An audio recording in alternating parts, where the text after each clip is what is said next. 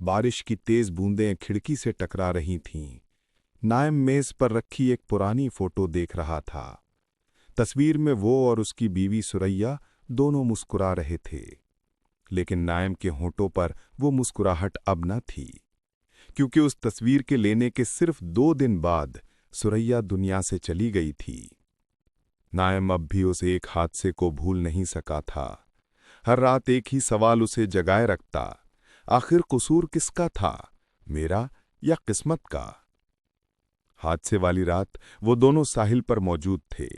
नायम नए कैमरे के ट्रायल में लगा हुआ था।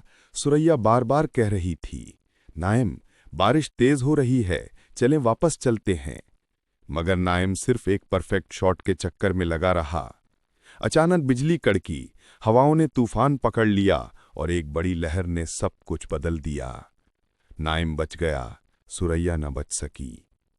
तब से नायम खुद को ही कातिल समझता था। वो सिर्फ एक ही काम करता, लोगों की तस्वीरें निकालता, मगर खुद किसी तस्वीर में नजर नहीं आता था। एक दिन उसका बचपन का दोस्त राशिद उसके स्टूडियो आया। राशिद ने कहा, नायम, तूने खुद को जीते जी कैद कर लिया है। सुरैया चाहती थी तू आगे बढ़े।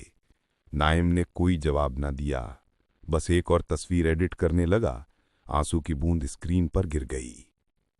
फिर उसकी जिंदगी में एक अजीब लम्हा आया। एक बूढ़ी औरत अपने पोते की तस्वीर खिंचवाने आई। नायम ने कैमरा उठाया, मगर हाथ कांपने लगे। बूढ़ी औरत ने नरमी से कहा, बेटा, तस्वीर सिर्फ लम्हा कैद नहीं करती, ये दिल भी जोड़ती है। कुछ तस्वीरें छोड़ जाने के लिए नहीं, आगे बढ़ने के लिए बनती हैं।